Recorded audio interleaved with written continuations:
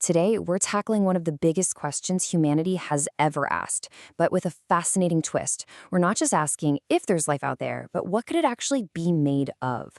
Let's dive into some truly mind-bending possibilities. Whenever we look up at a sky like this, just jammed packed with stars, that same question always pops into your head. Are we alone? It's a question that's been driving our curiosity for, well, forever. But here's the thing. If you're going to find something, you have to know what you're looking for. And that brings us to a surprisingly difficult question. What exactly is life?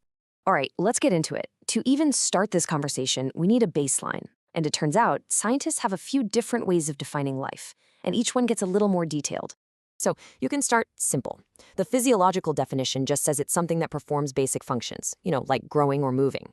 A step up from that is the metabolic definition, a system that eats. It exchanges matter and energy with its environment. But the most complete definition, and the one we're really going to run with, is the biomolecular one. That's a system that has a metabolism, carries genetic information, and, this is the big one, has the ability to evolve. That last definition, that's the one that really nails what life is like here on Earth. So let's do a quick breakdown of the specific ingredients that make up our planet's very own recipe for life. Our planet's formula is really specific. The backbone of all our molecules is carbon. The universal solvent, the liquid that makes all our internal chemistry actually happen, is water. And our instruction manual is written in the language of DNA and RNA. It's all built from just a handful of key elements. And this recipe has worked brilliantly for us for billions of years. But when you look out at the sheer vastness of space, you just have to ask, is this really the only way to make life? Or is this just one page in a massive cosmic cookbook? And this is where astrobiology gets really, really interesting. To search for life, scientists have to think much more broadly. They figured out 3 fundamental things that pretty much any form of life, no matter how alien, would probably need to get started. First, you need some kind of complex molecules that can form stable structures. Second, you gotta have an external energy source. That could be light from a star or maybe geothermal heat from a planet's core.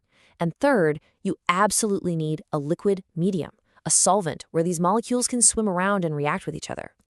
Okay, now this is where things get wild. If we stick to those 3 universal requirements, we can start swapping out our familiar ingredients for much more exotic ones. This is where we can really start to imagine truly alien chemistries. Let's start with the solvent. Here on Earth, that's water, right? It's liquid between 0 and 100 degrees Celsius. But just look at this chart. On a much, much colder world, ammonia could do the job, staying liquid from -77 to -33 degrees. Or for something even more extreme, you could have methane, like on Saturn's moon Titan, which is liquid at a mind-boggling -182 degrees. Even something as nasty as sulfuric acid could theoretically work under the right conditions. This totally blows the doors open for what kinds of environments could harbor life. So, what about the structural backbone? Well, carbon is king on Earth because it is just fantastic at forming long, stable, complex chains. But look right below carbon on the periodic table. There's its chemical cousin, silicon. And guess what? It can also form long chains, making it the most famous candidate for a completely different kind of life. And this isn't just some sci-fi fantasy. Scientists have actually mapped out how a silicon-based chemistry might work. Now, don't worry about understanding all the details here. The key takeaway is that for many of the carbon molecules we depend on, there's the silicon-based equivalent. These could be the building blocks for a whole other tree of life. The main idea here is pretty simple, actually. Silane is the silicon version of methane. Disilane is the silicon version of ethane. You see the pattern. In theory, you could build an entire biochemistry on these foundations, just like we've done with carbon.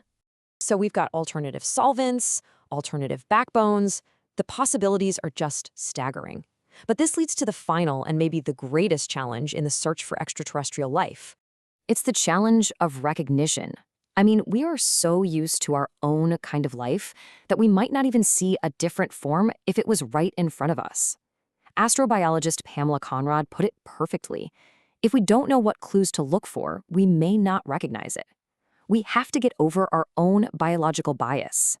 Which brings us right back here, looking up at the sky filled with an infinite number of potential worlds. But hopefully you see it a little differently now. It's not just a collection of planets, but a gallery of incredible chemical possibilities. The recipe for life on Earth is just the one we happen to know. The universe is likely filled with countless others. So the final question isn't just whether there's life out there, it's whether our minds are truly open enough to see it if we ever find it.